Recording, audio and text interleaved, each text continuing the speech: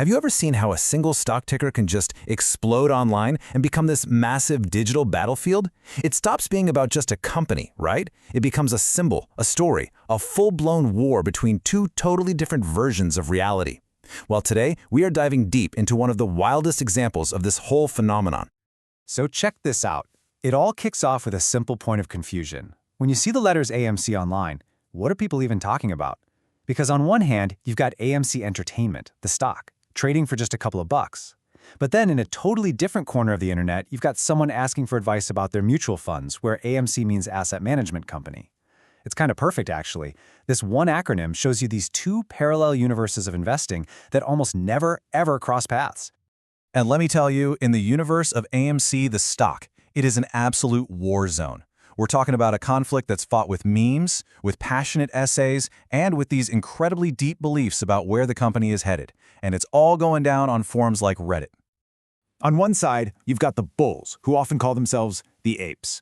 And their argument, it's not always about earnings reports and spreadsheets. It's about a grand story, a narrative of what could be. Like this user here. They're holding on for something huge, like a buyout from a giant like Disney or Amazon that would just send the stock to the moon. But for every one of those hopeful bulls, there's a bear who comes in swinging with the cold, hard data. This user just cuts right through the story and gets straight to the numbers. Billions in losses, nearly $10 billion in debt. For them, the story just doesn't matter when the balance sheet looks this grim. The bulls, though, they often find hope in the company's CEO, Adam Aron. They see his really unconventional moves, like, investing in a gold mine, as these bold, visionary strokes of genius, the kind of plays that other CEOs are just too scared to make. And you guessed it, the bears look at that exact same move and just scratch their heads. As this person puts it, what on earth does a gold mine have to do with a movie theater chain that's drowning in debt? It's the perfect example of two groups looking at the same thing and seeing completely opposite realities. So you can see what's happening here, right? It's this digital tug-of-war. The bull case is all about the story, the community, and this hope for a massive short squeeze. That's where investors betting against the stock get squeezed and are forced to buy, pushing the price way up. The bear case, on the other hand, is completely anchored in fundamentals, debt, and a real skepticism of what they just call a meme stock. They're literally playing two different games on the very same field. Okay, but here's where the story takes a really weird turn. What if that whole debate, that tug-of-war we've been watching, isn't entirely authentic? What if some of the people stoking the flames are actually paid actors in a much bigger, much more hidden game? And that brings us to this bombshell of a confession on Reddit. A user just comes right out and says it, plain and simple. I've been a paid basher. Just like that. I mean, wow. That one sentence just rips the curtain back and reveals a whole other layer to this story. So what in the world is a paid basher? Well, according to this post, it's not just some random person being negative. It's a job. These are people literally hired to spread FUD, fear, uncertainty, and doubt all over the internet. And their goal isn't just to be a troll. It's to strategically push a stock's price down so their rich clients can swoop in and buy it up for cheap. It's basically a psychological operation for the stock market. And it's not just a free-for-all. This is a highly organized operation. You've got architects who create sophisticated, fake research that looks totally legit.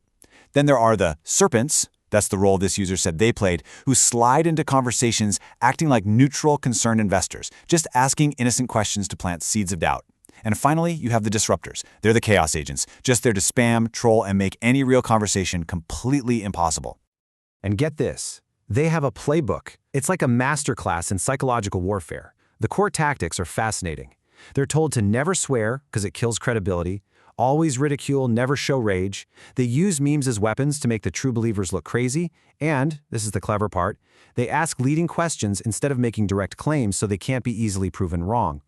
The whole goal isn't to win the argument, it's to make sure a real argument can never even happen. This just changes everything, doesn't it? It forces us to step back and ask a really important question. While all these Redditors are fighting in what might be a totally manufactured war, where is the real money actually going? Let's pull way back from the chaos of the forums and take a look at what the world's most successful investors are doing. So let's shift gears completely. We're moving into a different world now. We're going to look at data from super investors. Think about the big leagues here, the Warren Buffetts, the Bill Ackmans of the world. What do they see when they look out at the market? And wow, look at this. The difference is just night and day. The top 10 stocks owned by these managers are a who's who of global powerhouses.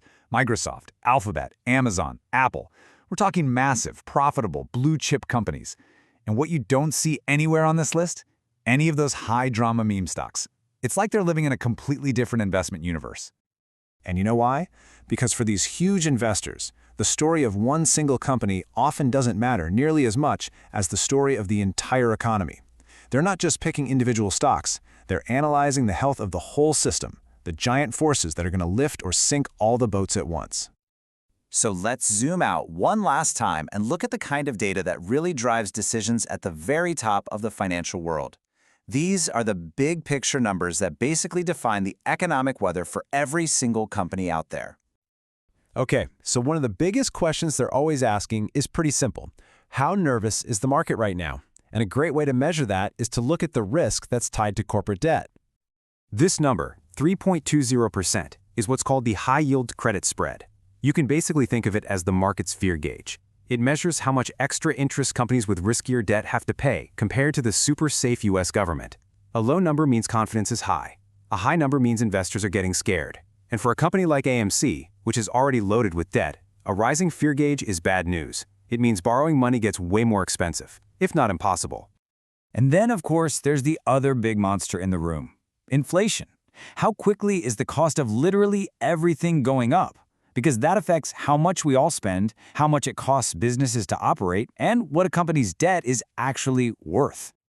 And this number right here is the official scorecard, the Consumer Price Index, or CPI. When this number is going up, it means the cost of everything is rising. For a business like AMC, that means they're paying more for electricity, for popcorn, for employee wages, everything. For a company that's already struggling with billions in debt, that kind of headwind can be the difference between making it and not. All right, so we've been on a pretty wild ride, right? We've gone from a Reddit flame war all the way to the cold, hard data of the Federal Reserve. So what's the big takeaway from all this? I think it's that to really understand any investment these days, you have to be able to see it through at least 4 different lenses. First, there's the story, that powerful narrative that gets everyone excited. Then, you have to be aware of the potential for manipulation that can twist that story. Third, there's the professional view, which is often looking at a totally different set of companies. And finally, there's the macro context, the big economic weather that every single company has to fly through. And that really brings us to the final big question, doesn't it? In this modern market, which feels so driven by stories and online tribes, but is still governed by economic reality, what's the better bet? The most compelling story or the most solid data? The answer to that question might just define the next decade of investing.